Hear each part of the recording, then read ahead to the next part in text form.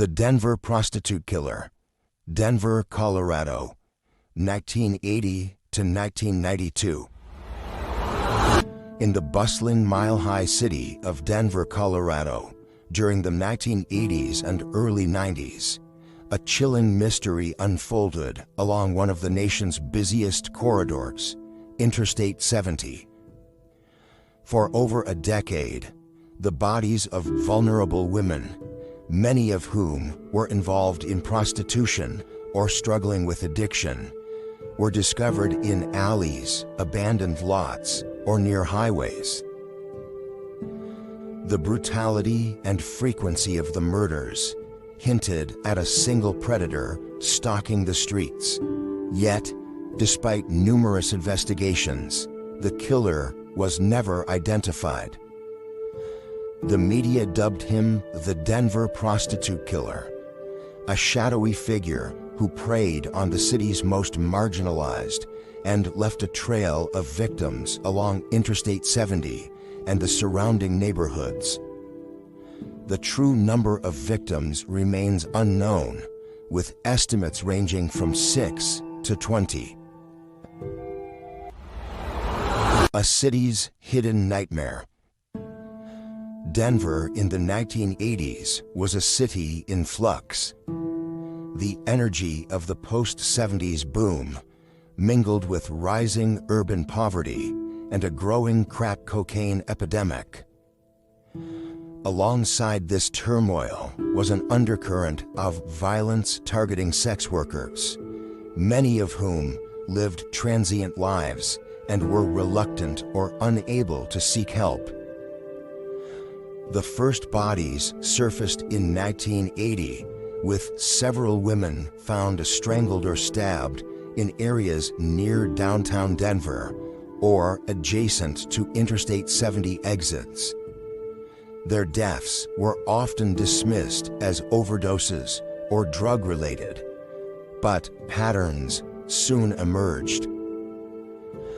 Most victims were discovered nude or partially clothed, with signs of blunt force trauma, strangulation, or stabbing.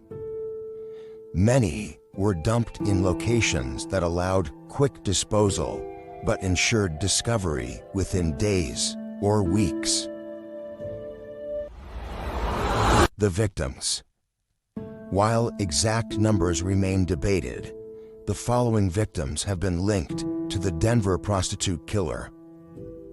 Carolyn Walker, 18, disappeared on July 4, 1987, and was discovered in a ravine, raped and strangled.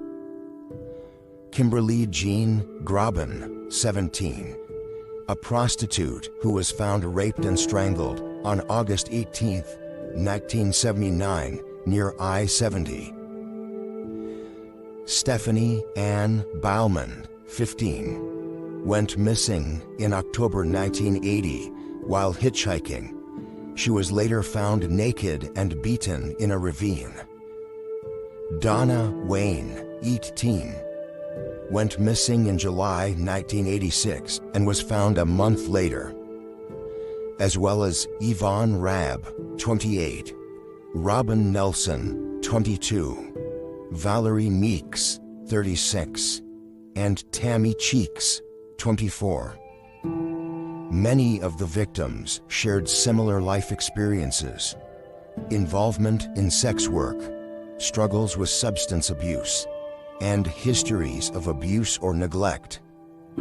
Their families were often ignored or blamed, leaving them to fight alone for justice. The killer's modus operandi.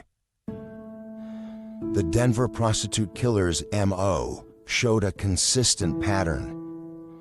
Approach victims in or near their usual haunts, downtown streets, motels, or highways. Lure them into a vehicle or secluded spot, then assault them with brutal force. Bodies were disposed of close to major highways or industrial areas, allowing the killer to escape detection easily. Many victims bore ligature marks or stab wounds. The killer was also known to remove personal belongings or clothing from victims, possibly as trophies. What set this predator apart was the calculated nature of the crimes. Victims were not just killed, they were staged to convey a chilling message. The killer wanted his actions to be seen, but he was careful enough to avoid capture. Investigations and dead ends. Denver law enforcement conducted several major investigations over the years, but the lack of forensic technology and the victim's marginalized status hampered efforts. In 1986, a task force was formed to specifically address the serial killings of sex workers, but it disbanded a few years later amid frustration and the lack of leads. While the task force identified similarities, such as strangulation as a primary cause of death, advances in DNA technology later attributed some cases to known offenders. For instance, Vincent Groves, a convicted murderer who died in prison in 1996, was linked by DNA to at least 7 killings between 1979 and 1988. Similarly, Billy Edwin Reed, serving a life sentence since 2008, has been connected via DNA to additional prostitute homicides in the late 1980s.